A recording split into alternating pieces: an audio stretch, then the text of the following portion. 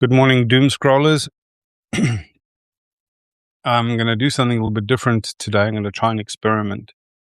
I have no idea how it's going to work, if it's going to work. Hello, Tara. Hello, Beeson. Vital Frontiers. Nice to have you here. Tara Tori. I don't know if I've seen Tara Tori joining before. Perhaps you can tell us is your name Tori? Ghost joined.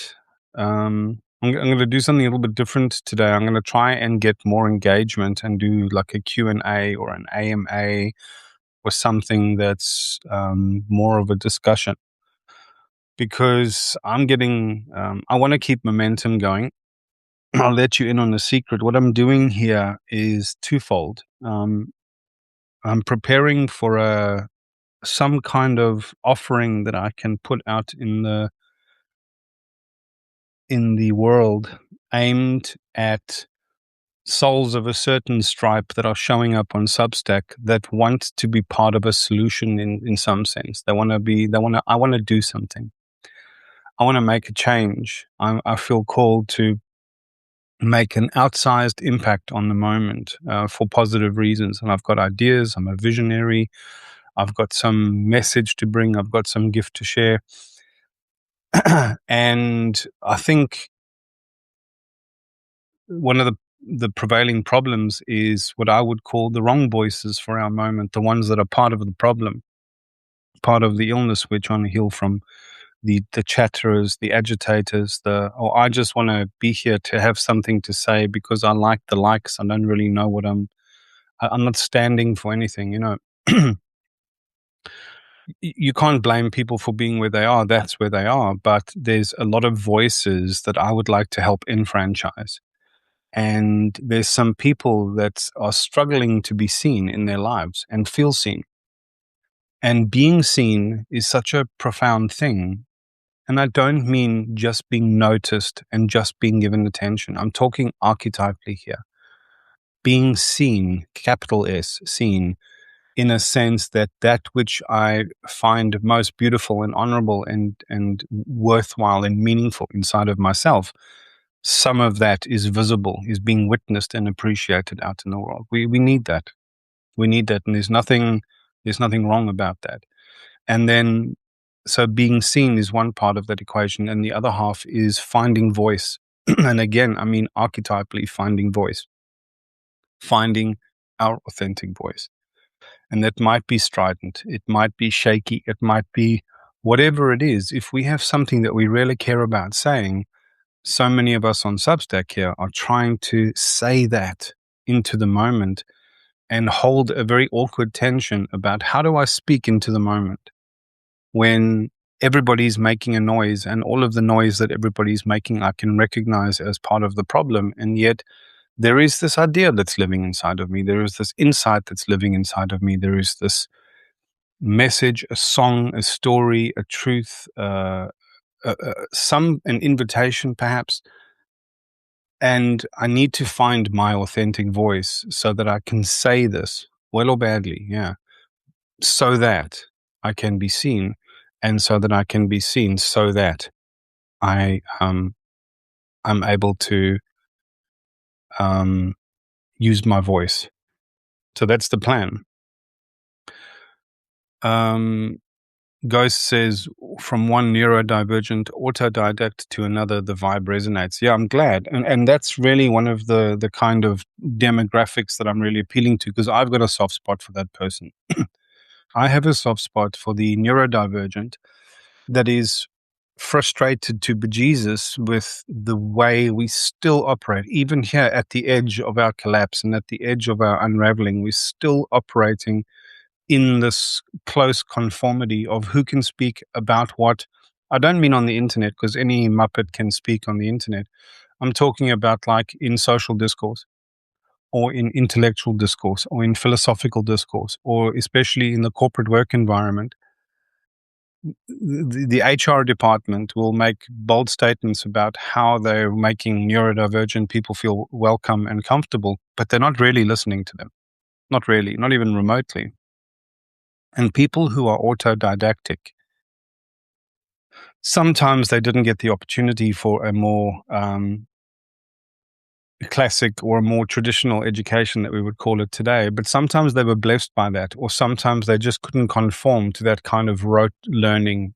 Because for me, I couldn't look at any topic and look at this vertical stack, this silo that everybody was trying to organize this topic in. It didn't matter to me what it was. It was ethical philosophy, or it was biology, or it was neuroscience. We love to constrain these things in these vertical stacks, and these academic gatekeepers decide what the boundaries of these things are, what the nomenclature and language inside this is, and what is and isn't allowed as a new idea, and what is heretical or ridiculous or farcical or ridiculous.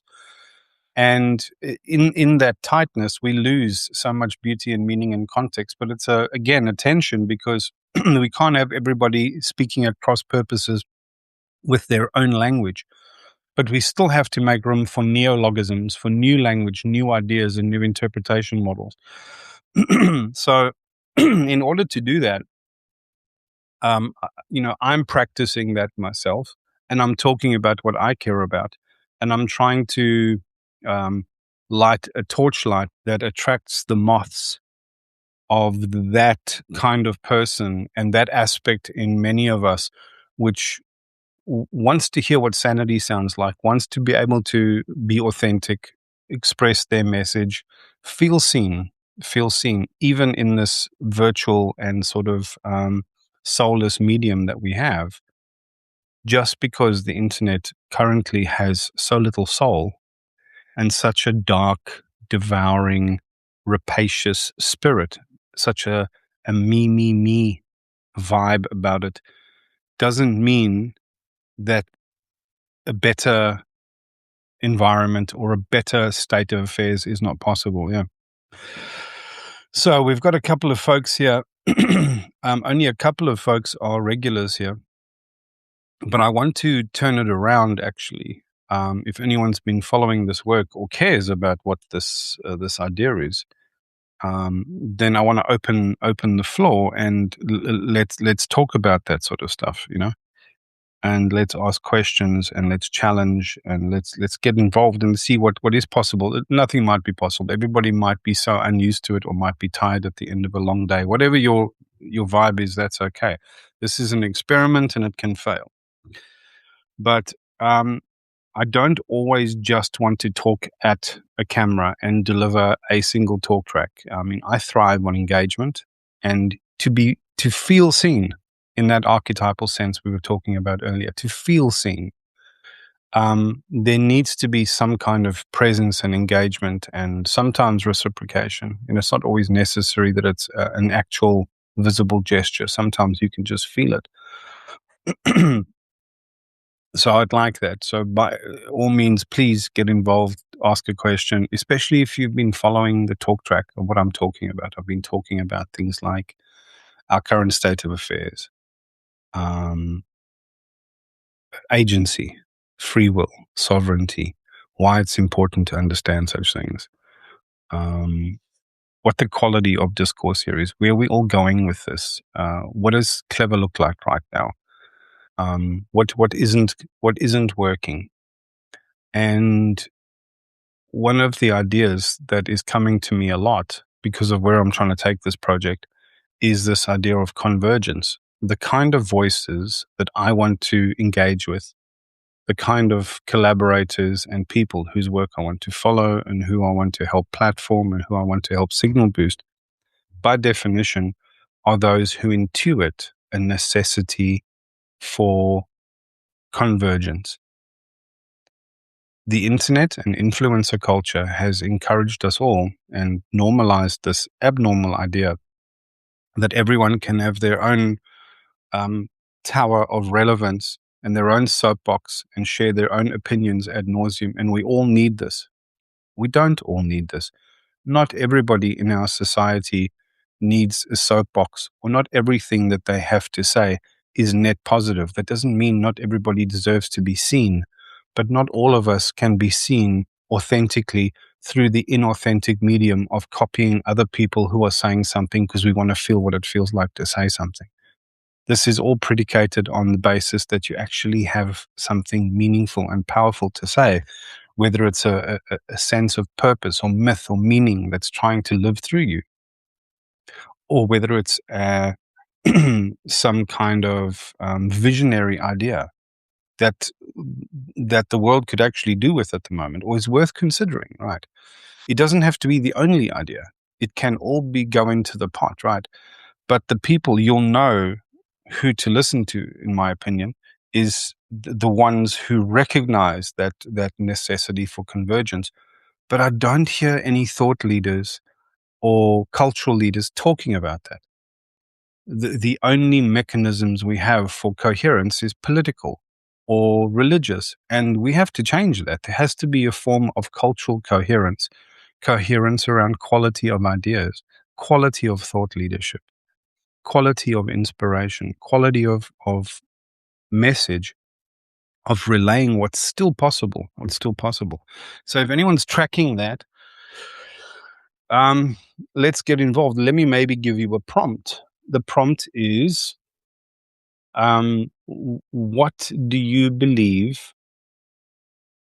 is a suggestion, an idea that can have the most outsized impact in a forum like this?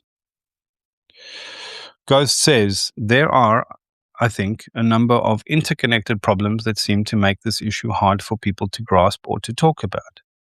I mean, there is a problem of values, what we value and what we deem worth pursuing as a society. We're embedded in a technological matrix that is influencing our neurobiology and psychology in various ways. So, yes, I agree. I agree that there's a number of interconnected problems that seem to make this issue hard for people to grasp. So my particular take on that is how I reason this out in my head is I have envisioned a pyramid model or a cone model of any population distribution. And the assumption is, without making assertions of superiority or inferiority in any population distribution, there are going to be those with a higher capacity for conscious self-awareness, for agency. And so that's the up-down axis on this pyramid or in this cone, right? And in a cone or a pyramid, the per volume distribution means the lower tiers have the higher number of people, and and every tier in that cone or in that pyramid has an equal amount of, let's call it, consciousness and agency. And it means, just by virtue of the shape of a distribution in a pyramid shape, that the people at the top are fewer in number, but have a higher per capita capacity for consciousness and agency and will, let's call it. And the people progressively lower down, there are more people in that tier, and they all share, that more people share the same amount or the same capacity collectively for consciousness and will or agency, and therefore there's a lower per capita the lower you go down, right? That means the lowest people on the pyramid are not reachable by people 2 or 3 tiers above them in that distribution curve. And again, this is not a state case about superiority or inferiority. It's just a distribution curve. But in this pyramid, there's also an alignment question. And to me, the people on one side are polarized reliably in one way, and the people on the other side are polarized reliably in the other way.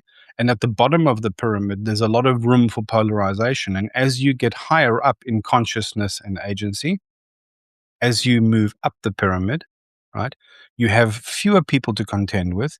And the natural shape of the pyramid means there's less land, there's less real estate in that tier for polarization. So people are naturally more aligned the higher they are up that pyramid. Please let me know if you appreciate or understand that model. What would be really handy is if there was a visual sharing function. I think I scribbled it down here, but my handwriting was abysmal, and I'll try and pop it up in front of the screen. But it looks something like that. And so even though my handwriting's shonky, what you're seeing there is polarized A and polarized B on the edges. There's a alignment in the middle, Alignment is the x-axis, and the y-axis is maturity, let's call it. And at the peak of the pyramid are those who are ready to lead already. And at the bottom is pretty much everyone else. And that middle wavy line is the people I'm trying to reach. It's, I think, where I'm operating from, because agency also implies reach. It also implies people with an enormous platform. So there's also an inverse to this. There's people with enormous agency, but who are not aligned, not to the human cause anyway. So people with incredibly high agency that are not acting in a way that's pro-human, for me, are world leaders, celebrity politicians, celebrity billionaires, celebrity intellectuals. They're acting out the charade as if they are leading people, but they're doing it for self-serving or for narrowing purposes. Yeah. So again, if no one's going to offer anything in there, I'll probably just chat a bit and then wrap up. And I'm okay considering that. So again, the prompt was, what is one reason or what is one idea or one suggestion that you think could have an outsized impact on our present moment, given the fact that we're not trying to appeal to all people. We're just trying to appeal to people that converge more or less in the place in the pyramid where we are. So the first thing to ask yourself is, if you've understood that distribution I'm talking about, where do you find yourself in that polarization question and in the tier question? Which tier of the pyramid are you? Which layer of the cake are you in? Yeah. And if you explore that model, wherever you've located yourself, you may be incorrect, you may be undercutting yourself, you may be overestimating your sense of will and clarity and alignment and consciousness, and that's okay. But I mean, we start from where we are with what we have. But if you assume that we're not trying to reach everyone, or that our ideas won't be persuasive to somebody who's polarized in some sense, especially if you're aligned in the middle of this pyramid and you're having something aligned to say, and alignment always means, in this sense, that you are interested in convergence, interested in harmony, interested in finding meaningful ways forward, interesting in the preservation of a wholesome status quo that enables the arrival of future possibility, doesn't impinge that opportunity for other people and other beings on the planet. It must be an ecological alignment as well. Hello, Jen. Hello, Kurt. So we've explained what that are just arriving now. We've explained a sort of distribution curve that has two axes on the bottom of this pyramid. Running along the x-axis is our alignment question, and running vertically towards the peak of the pyramid is a kind of maturity vetting or rating. And it implies that the people towards the top of the pyramid have higher consciousness, higher sense of agency, higher sense of stewardship, because they're inherently aligned with all those principles. And the people at the bottom are the opposite of that, and that they also share per capita less capacity to make that climb up the pyramid, right? That's just a distribution curve. And I'm saying the prompt to whomever's participating is, given the fact that you don't need to reach everybody, and that you're talking to people in your tier or your layer or your area of resonance, what are the ideas that you think, the one idea that you love to champion, that you think can have an outsized impact, positive impact on this convergence, on this collaboration, on this alignment? So Ghost says, collaboration by gifted types on projects that do concrete work is something I have been considering a lot lately. Ghost, I'd like to know your real name, because that is precisely a project that I'm leading privately with neurodivergents and gifteds and other people of profound calling. And it's the premise of it is much like in a corporate context, there is this convention called Agile. Somebody conceives of a product, and then they pull a team together, and then collaboratively that team. It's not the same as democracy. Not everybody gets a vote. It's everybody who's aligned to the intentionality of that outcome s- starts getting a say. And collectively, they put together a backlog of features and user stories that they would want to see. And then iteratively, they vote and they refine and they decide which of these user stories and features should come first, what the execution order should be. And then iteratively, this product gets developed. Now, for better or worse, Spotify got developed that way, right? And you can see its evolution. Nobody had a fixed plan of how Spotify was going to look and then developed towards that blueprint and never veered from it. It was an agile process, right? And I want to do that. My name is Jerry, pronounced Gary. Gary, let's get involved offline. Now, that's a great idea from Gary, and it's an idea that I share, and I'll advocate for it quickly. What it means then is this current confusion that we have in the world at the moment is everybody, even if they are well intended, because of our normative behavior on the internet, means that they're all trying to build their own platform. They're all trying to become experts in digital promotion and marketing. They're all trying to cater to algorithms and thumbnails and hashtags and all of that shit. They're all overwhelmed engaging with users and not really working on their product or their product or their project. And for every single one of them, there's another silo, a little compartment where their language holds sway, where they have their take on ideas, they have their culture and their vibe. And a million well-minded people are doing this independently and getting nowhere, right? I am convinced that so many of these projects have common cause. And yes, when these parties come together, there's going to have to be some norming. There's going to have to be some coherence, some shootouts of language or ideas. But that's what the process of Agile is for. You put these things together in user stories and in a backlog. And as you become ready to begin executing or working on these things collaboratively, that's when the shootout can get refined even further. And then you can actually test and trial different approaches and figure out the one that works best and then go with that. That works. That works. And it's executed in the spirit of democracy, but it transcends the failures of a democracy. Think about that. Think about that. Guy says, yes, the Wild West style individualism is playing into the algorithmic dysfunction that is scattering our attention, but also keeping us glued to screens. And so we are not living and we are not actively participating in our own solutions, right? We are trusting to broken systems to steer us clear of the problems, A, that they help create, and B, are in their interests. It's like going to the American healthcare industry and asking it to fix American healthcare.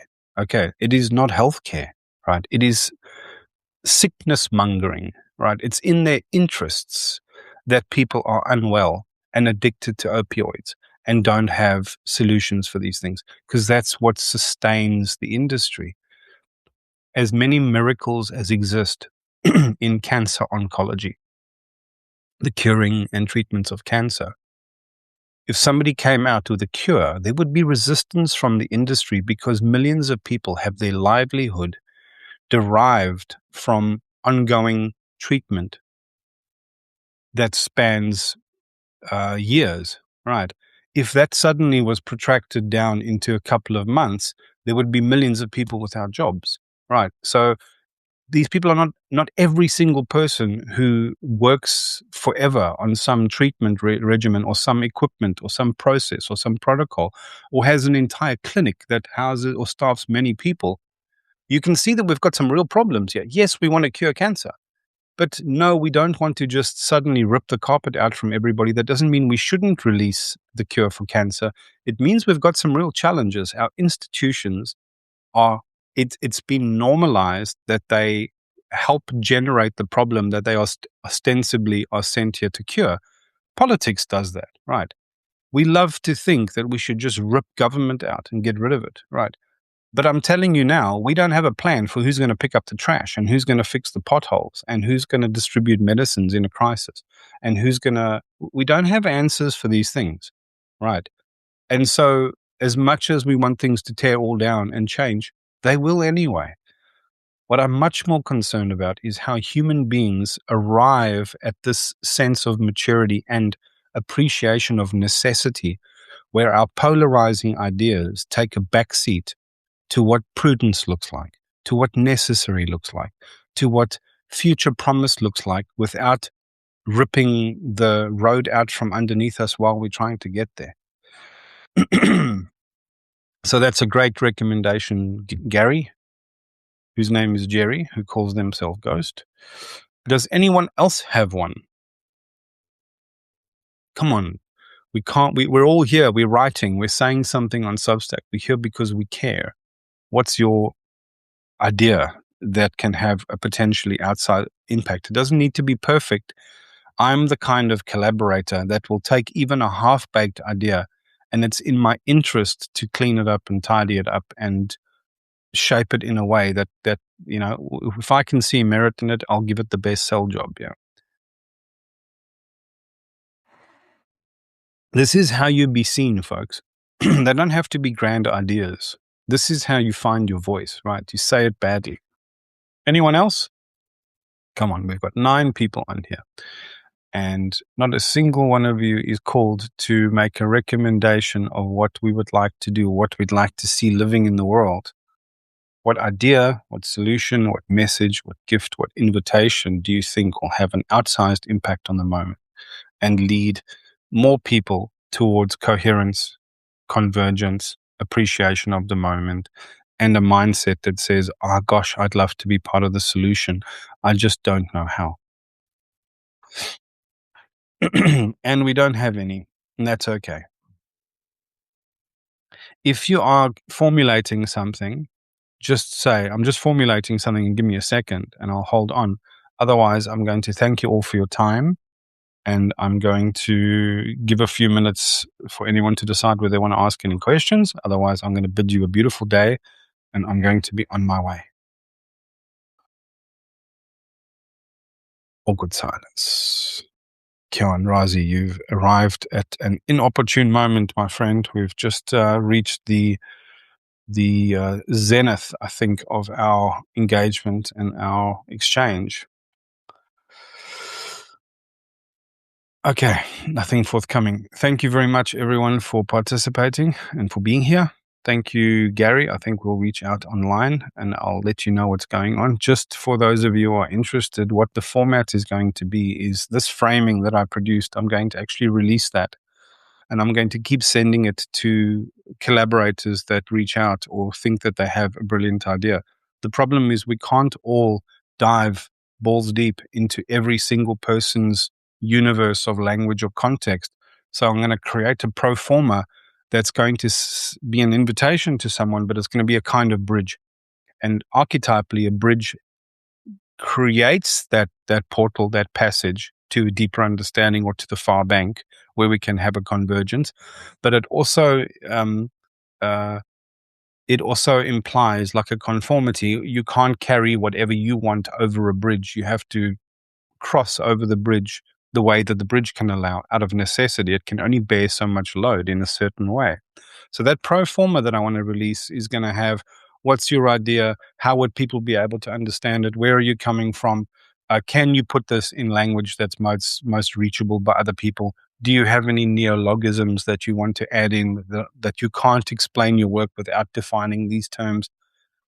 I think that there is some wisdom and intelligence that we can apply to taking disparate ideas from 1,000 quarters of the internet and adapting them in a kind of philosophical, psychological, archetypal, conceptual, even spiritual lingua franca, so that we can start having meaningful, convergent, collaborative conversations.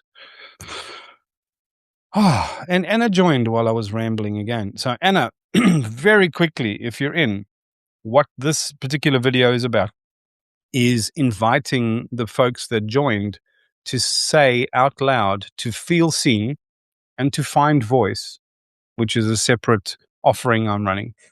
Feeling seen, being seen deeply, and finding voice. If such people are aligned that way with that kind of calling, which I actually am aware that you are, what is the idea or the message or the intuition or the insight that can have an outsized impact on our present moment that is living inside of you trying to find a way out? That's the invitation for the moment. So I'll give everyone a minute again to consider that. And otherwise, I'm going to be wrapping up. Also, if you have any questions, any challenges, any like, what the hell are you talking about? Just hit me. This is a live video. It's unrehearsed and unprepared. I wrote something down on my little post-it note. And it comes from a lecture by Wynton Marsalis called the Ballad of the American Arts. And he says, your who always determines your how. Your who always determines your how. Your who always determines your how. How you see yourself, your true identity that you want to be seen in. If you can connect deeply with that and find voice and express and articulate that out in the world, that will become our collective how of how we make these convergent projects happen. Ladies and gentlemen, no one's forthcoming with any suggestions or questions. I am going to wrap up. I'm going to thank you again for your time, and I shall see you again on here probably tomorrow. Take care. End call.